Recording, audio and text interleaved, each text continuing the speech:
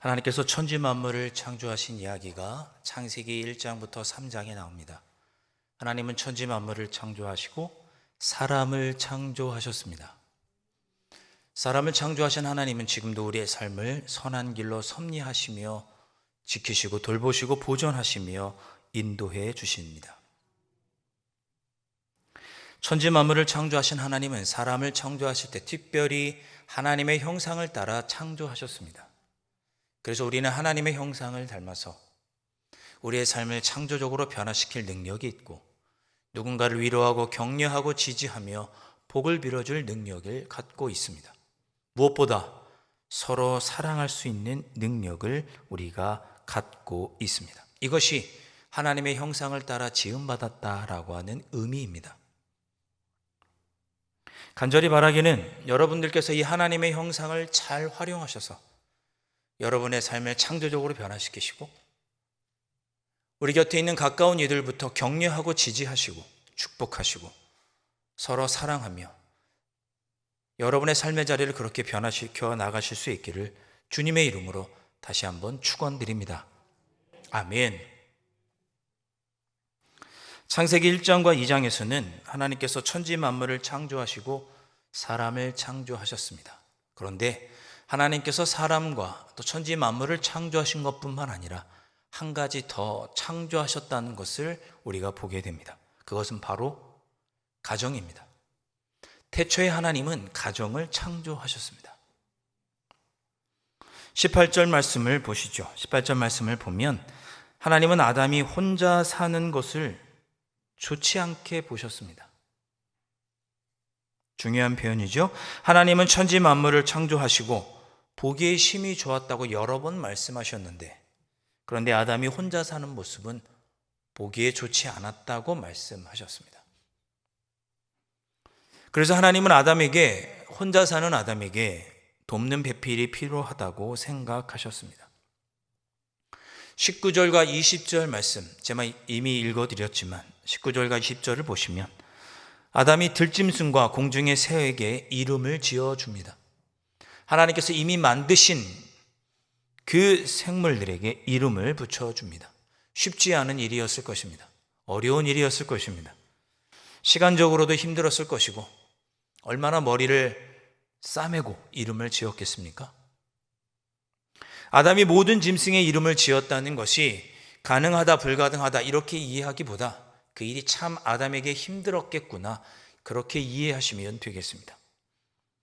그래서 힘들게 일하는 아담에게 돕는 배필이 필요하다고 하나님은 생각하셨습니다. 그래서 하와를 창조하셔서 아담에게 이끌고 가셨습니다.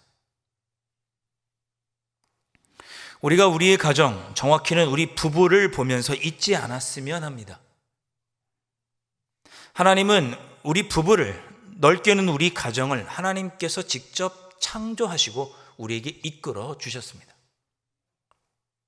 우리의 배우자를 하나님께서 만나게 하신 것입니다. 제가 결혼식 주례를 하거나 또는 권면을 하거나 결혼식 전에 우리 사랑하는 우리 부부에게 예비 부부에게 제가 가르칠 때 그것을 꼭 기억하라고 이야기합니다. 내가 선택한 것 같지만 하나님께서 만나게 하셨다. 하나님께서 창조하셨다. 내가 선택한 것 같지만 상황이 나를 그렇게 이끈 것 같지만 사실은 하나님께서 짝지어 주신 것이다. 이것이 기독교적인 결혼관입니다. 하나님께서는 사람이 혼자 사는 것을 보기에 좋지 않게 여기셨습니다.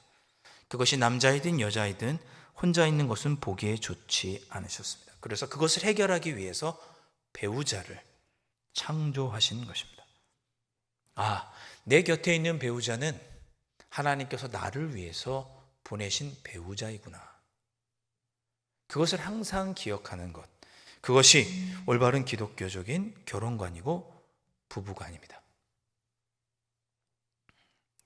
여러분 혼자 사는 것이 편하시죠? 가끔 혼자 사는 게 편할 때가 있습니다. 그렇죠? 한 일주일만 어디 좀 갔었으면 좋겠다.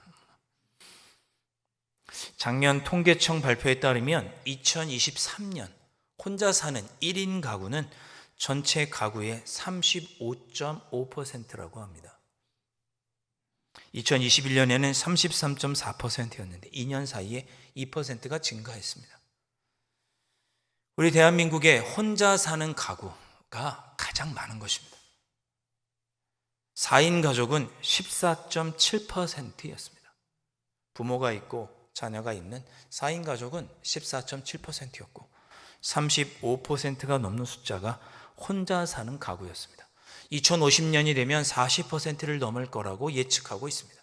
이제 10가정 중에 한 가정은 혼자 사는 가정인 거죠. 1인 가구라는 것은 혼자 독립적으로 먹고 입고 마시는 것을 해결하는 그런 가구를 말합니다.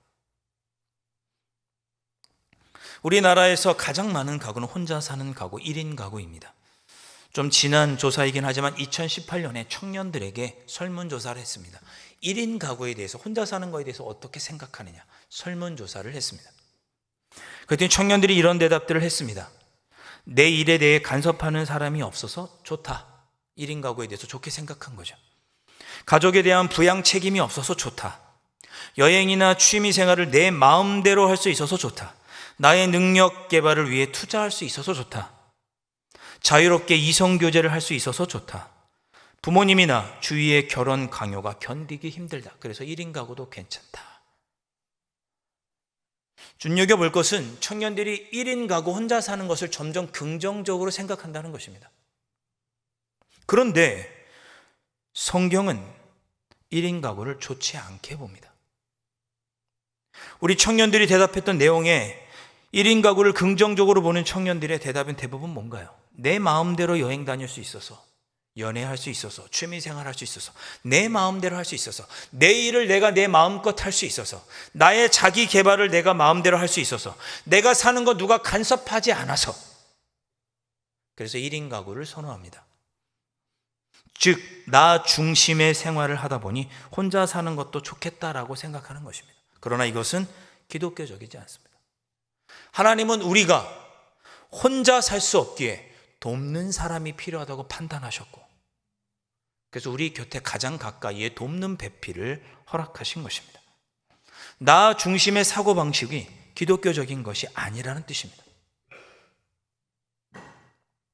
돕는 배필의 히브리어 원어적인 정확한 번역은 돕는 상대편입니다. 돕는 상대편. 하나님은 아담에게 돕는 상대편이 필요하다고 판단하셨습니다. 오늘 읽었던 말씀 19절과 20절 말씀을 제가 다시 한번 읽어보겠습니다. 여호와 하나님이 흙으로 각종 들짐승과 공중의 각종 새를 지으시고 아담이 무엇이라고 부르나 보시려고 그것들을 그에게로 이끌어 가시니 아담이 각 생물을 부르는 것이 곧 그 이름이 되었더라. 아담이 모든 가축과 공중의 새와 들의 모든 짐승에게 이름을 주니라. 아담이 돕는 배필이 없으므로.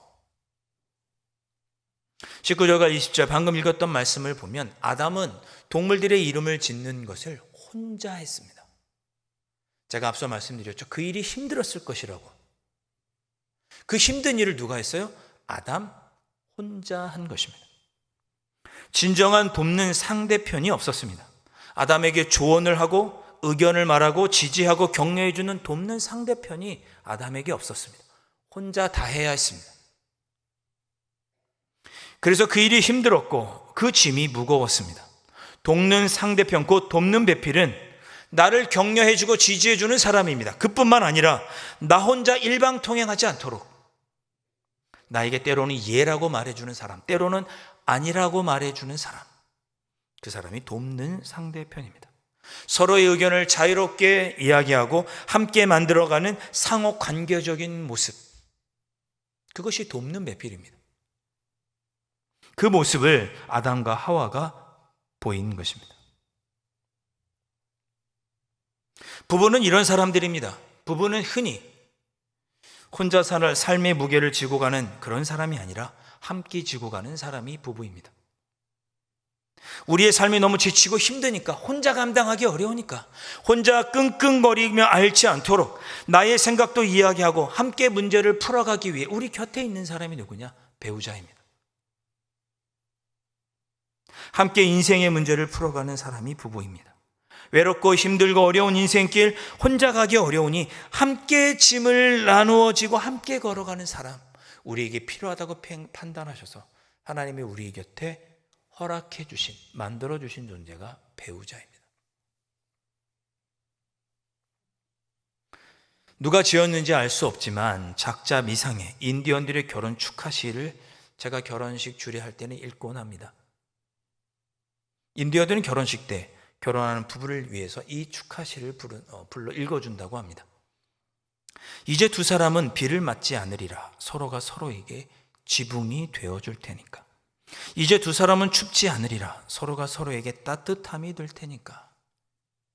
이제 두 사람은 더 이상 외롭지 않으리라. 서로가 서로에게 동행이 될 테니까. 이제 두 사람은 두 개의 몸이지만 두 사람의 앞에는 오직 하나의 인생만이 있으리라. 이제 그대들의 집으로 들어가라. 함께 있는 날들 속으로 들어가라. 이 대지 위에서 그대들은 오랫동안 행복하리라. 참 좋은 시죠. 우리의 인생길은 혼자 가지 않는다는 것입니다. 살다 보면 비바람이 찾아오고 추운 날이 찾아오고 힘들고 어려운 순간이 찾아올 때 더 이상 혼자 그 비를 맞지 않고 서로에게 지붕이 되어주고 따뜻함이 되어주고 그 어려운 길을 함께 걸어가는 사람이 누구냐? 내 옆에 있는 배우자라는 것입니다. 그런 배우자, 돕는 배필을 하나님께서 우리에게 허락해 주셨습니다. 이것이 기독교적인 부부관이고 결혼관입니다. 하나님께서 우리에게 배우자를 선택해 주신 이유는 무엇일까요? 우리가 서로를 돕도록 하시기 위함입니다. 어려운 인생길 혼자 가지 않고 함께 가도록 서로에게 지붕이 되어주고 따뜻한 사람이 되어주도록. 그래서 우리에게 나의 배우자, 나의 돕는 배필을 허락하신 것입니다. 이것을 기억하고 부부가 서로를 함께 도우며 나아가는 것이 올바른 기독교적인 부부관이요, 올바른 기독교적인 결혼관에 입각한 결혼 생활일 것입니다. 이것을 늘 기억하시면 좋겠습니다. 오늘 본문을 보면 이렇게 가정의 시작은 하나님께서 돕는 상대편, 돕는 배필을 허락해 주신 것에서 시작이 됩니다. 처음에는 아담 혼자서 짐승들의 이름을 다 지었습니다. 상의할 사람도 없었습니다. 맞고 틀린지 물어볼 사람도 없었습니다. 도와줄 사람도 없었고 잘한다고 격려해주고 힘이 되어줄 사람도 곁에 없었습니다. 그런 아담의 모습이 하나님 보시기에 안쓰러웠고 보기에 좋지 않았습니다. 그래서 하나님은 돕는 배필을 창조해 주신 거죠. 어떻게 창조하셨습니까? 갈빗대, 아담의 갈빗대 하나를 취하여서 그것으로 여인을 만들고 아담에게 이끌어 오셨을 때 아담이 그 여인을 보면서 여자여, 하와를 이름 부르고 부부가 되었습니다. 그때 아담이 하와를 보고 이렇게 표현하죠. 23절 말씀. 아담이 이르되 이는 내 뼈 중에 뼈요 살 중에 살이라. 이것을 남자에게서 취하였은즉 여자라 부르리라 하니라. 아멘이 안 나오네요. 네.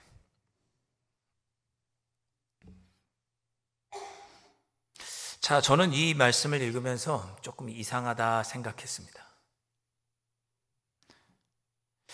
아담이 자신의 뼈와 살이라고 여인 하와를 그렇게 표현하지 않습니까?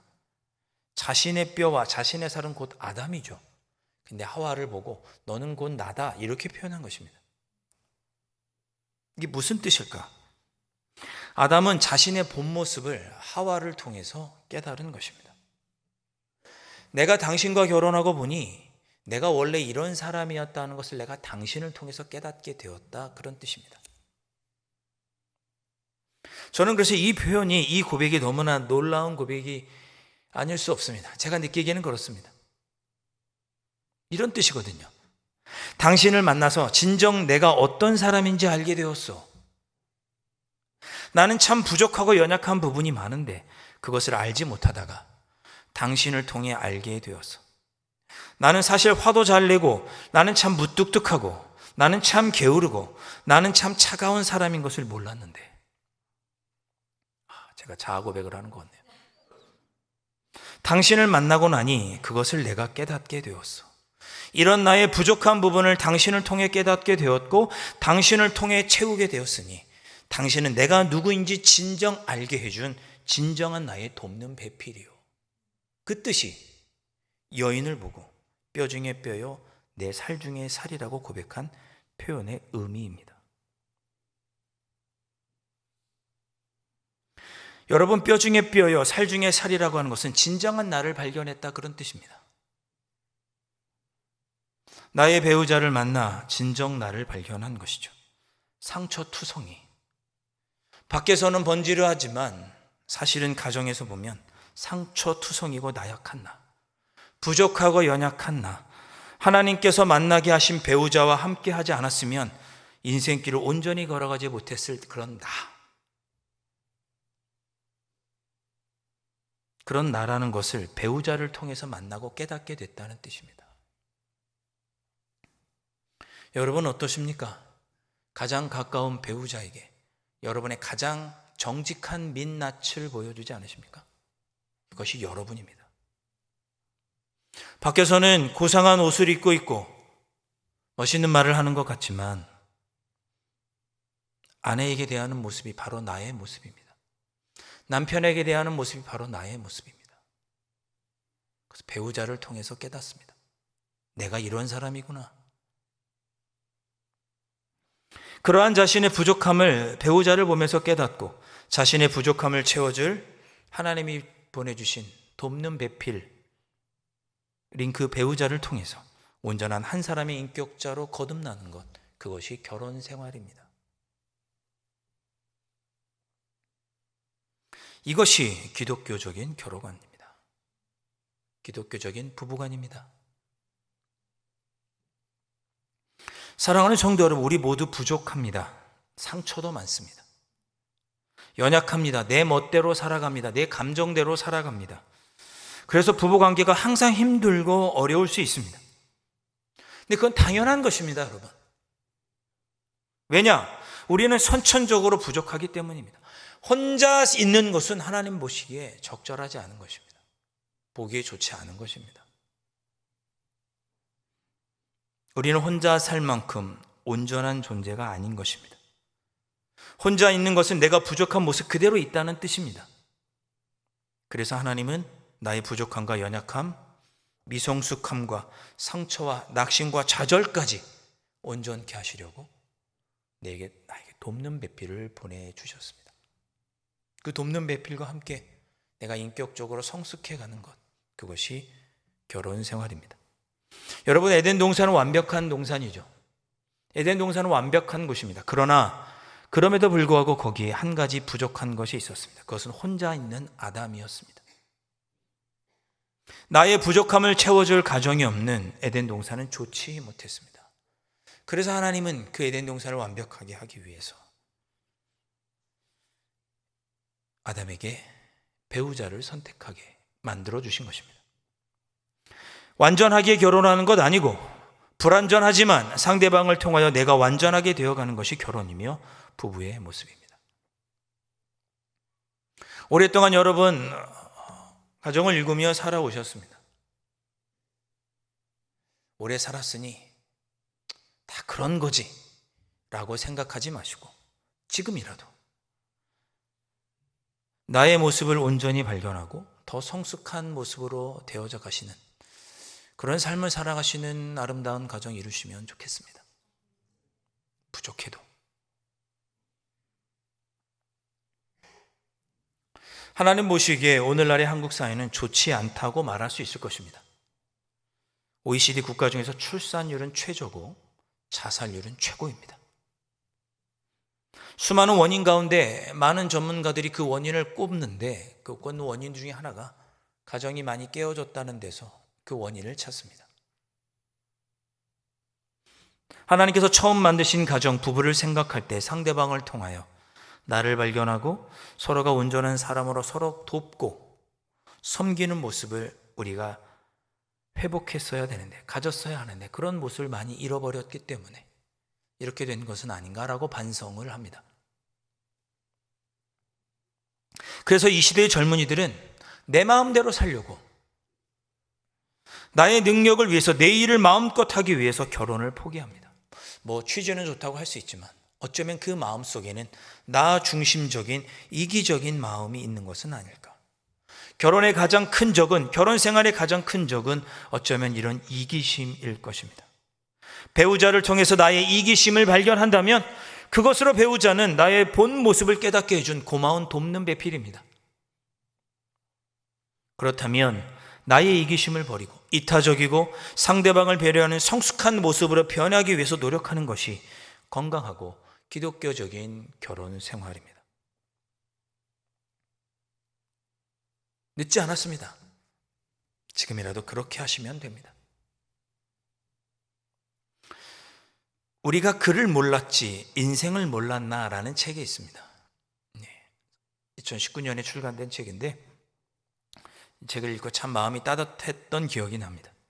이 책은 전남 순천 지역에 평생 어르신들을 대상으로 한 평생 학습관이 있는데 거기서 한글을 가르치는 한글 장문 교실에서 어르신들이 쓴 글을 모아놓은 책이 이 책입니다. 우리가 그를 몰랐지 인생을 몰랐나.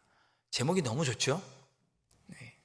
90이 넘은 어르신들, 70이 훌쩍 넘으신 어르신들이 글을 몰랐다가 여기 가서 글을 배우고 자기의 삶을 돌아보고 자기의 인생을 돌아보며 쓴 글을 모아놓은 책이 우리가 그를 몰랐지 인생을 몰랐나 라는 제목의 책입니다.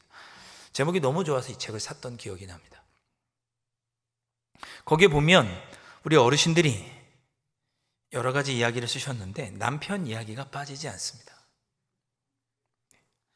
한 어르신은 글을 썼는데 그 글의 제목이 남편 버릇 고치기라는 제목이었습니다. 내용이 그렇습니다. 조금 소개를 드리면 이 어르신이 남편과 함께 이렇게 이불, 호청을 이렇게 피려고 구겨져 있는 빨래하고 구겨져 있는 걸 피려고 서로 이렇게 당긴 거예요. 양쪽에서 이렇게 당긴 거죠. 남편분이 장난기가 발동하셔서 이렇게 서로 당기다가 손을 놓으신 거예요. 어떻게 됐겠어요? 뒤로 꽈당하고 벌러덩 넘어지셨겠죠. 예, 뭐 자세하게 쓰진 않으셨지만 왜 그래? 뭐 그러면서 또 하셨겠죠. 또 이렇게 하다가 이번에는 이 어르신이 남편에게 장난치고 싶어서 손을 놓으셨어요. 남편이 어떻게 됐겠어요? 벌러덩 넘어지신 거죠. 그랬더니 남편이 어디 남편에게 장난을 치냐고 그러면서 빗자락을 들고 아내를 때리기 시작합니다. 그 기록에 따르면 이렇게 썼어요. 그대로 읽어볼게요. 나는 기절을 했다가 깨어나 보니. 기절할 정도로 맞으신 거예요. 기절할 정도로 했다가 깨어나 보니 침쟁이가 온몸에 침을 꽂아놓고 식구들이 다 모여 걱정을 하고 있었습니다. 이렇게 적으셨어요. 남편은 그 뒤로는 절대 자기를 때리지 않았다고 합니다.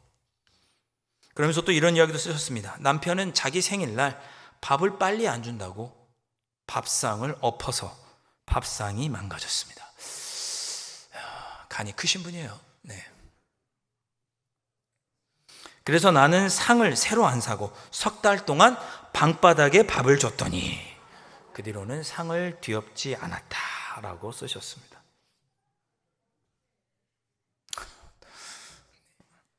그 내용 그대로 제가 옮긴 겁니다. 또 어떤 어르신은 또 작은 글을 쓰셨는데 뒤끝 없는 영감 이런 제목으로 쓰셨습니다. 우리 영감은 나하고 금방 싸워놓고도 어이 밥 먹세 하고 안 싸운 것처럼 했습니다. 나는 화가 났어도 뒤끝 없는 영감 때문에 쉽게 화를 풀었습니다. 그런 내용입니다. 우리 영감은 성질은 급해도 정이 많았습니다. 그래서 내가 차가운 마룻바닥에 있으면 방석을 꺼내다 갖다 주었습니다.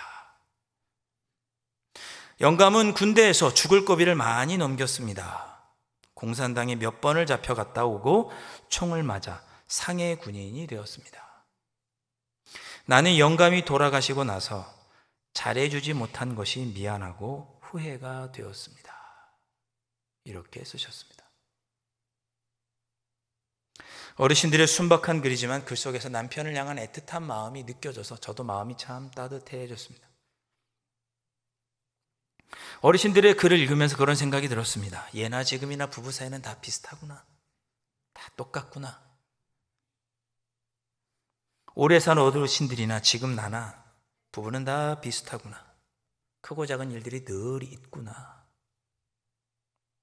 다 그런 것입니다, 여러분.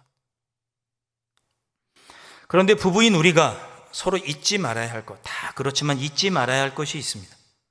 오늘 가르쳐 주신 대로. 특별히 하나님께서 우리가 잊지 않기를 바라는 것이 있죠. 우리는 서로 돕는 배필이고, 그렇게 서로를 돕는 부부가 될 때 우리는 상대방을 통해서 더욱 성숙해지고, 상대방을 보면서 당신은 나의 뼈 중에 뼈요, 살 중에 살이요 라고 고백할 수 있을 것입니다. 그렇게 고백할 때 우리는 진정 둘이 한 몸을 이루는, 하나님이 기뻐하시는 아름다운 가정, 아름다운 부부가 될 것입니다. 그렇게 살라고 오늘 우리에게 말씀하고 있습니다. 오늘 말씀 정리해 보겠습니다. 기독교적인 결혼관, 부부관에 대해서 살펴보았습니다. 가정에 대해서 앞으로도 할 얘기가 많이 있겠지만 오늘은 가정의 두 축인 부부에 대해서만 말씀드렸습니다. 기독교적인 결혼관, 부부관. 첫째, 나의 배우자는 하나님께서 나를 위해서 보내준 배우자라는 것을 늘 기억하십시오. 둘째, 부부는 서로에게 돕는 상대편, 돕는 배필이 되어야 합니다. 서로를 존중하는 마음으로 지지해주고 격려해주고 서로의 생각을 나누고 함께 삶의 무게를 짊어지는 부부. 그런 부부가 기독교적인 결혼관에 입각한 부부라는 것을 잊지 않으시기를 바랍니다.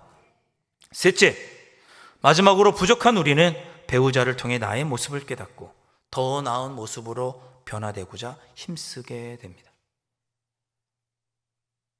나의 모습을 배우자를 통해서 내가 참 이런 부족함이 있구나라고 깨달으신다면 더 성숙한 인격의 사람으로 변화되어 가기 위해서 힘쓰시고, 그렇게 아름다운 인격으로 변화되어 갈 때 그 모습이야말로 둘이 한 몸을 이루는 모습이고, 그럴 때 우리가 서로를 향하여 내 뼈 중에 뼈요, 살 중에 살이라고 고백하게 될 것입니다. 이런 아름다운 부부, 아름다운 가정 만들어 가시는 여러분들 되실 수 있기를 주님의 이름으로 축복합니다. 기도하겠습니다.